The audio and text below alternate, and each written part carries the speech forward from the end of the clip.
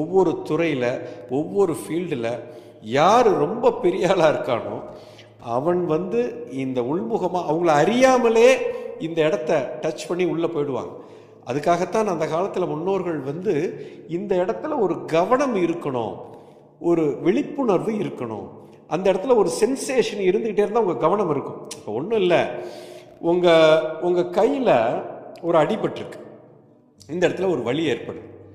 அப்போது கையில் அடிபட்டு இந்த இடத்துல ஒரு வலிக்குது அப்படின்னா உங்களை அறியாமலே ஹோல் டே அந்த வலி இருக்கிற வரைக்கும் அந்த இடத்துல உங்களுக்கு கவனம் இருந்துக்கிட்டே இருக்கும். ஐயோ இங்கே வலிக்குது, ஐயோ இங்கே வலிக்குது அப்படின்னு அந்த இடத்துல கவனம் இருந்துக்கிட்டே இருக்கும், ஒரு சென்சேஷன் இருக்கும்.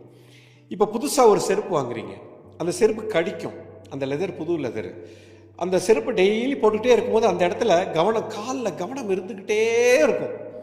அப்போ உங்கள் பாடியில் எதையோ ஒன்று புதுசாக வைக்கும்போது அந்த இடத்துல ஒரு சென்சேஷன் கிரியேட் ஆச்சுன்னா உங்கள் கவனம் எல்லாம் அங்கே போகணும். அதனால தான் என்ன பண்ணாங்க பெரியவங்க, இந்த விபூதி குங்குமம் இதையெல்லாம் எடுத்து இந்த நெத்தி புருவ மத்தியில் நடுவில் வைக்க சொன்னாங்க.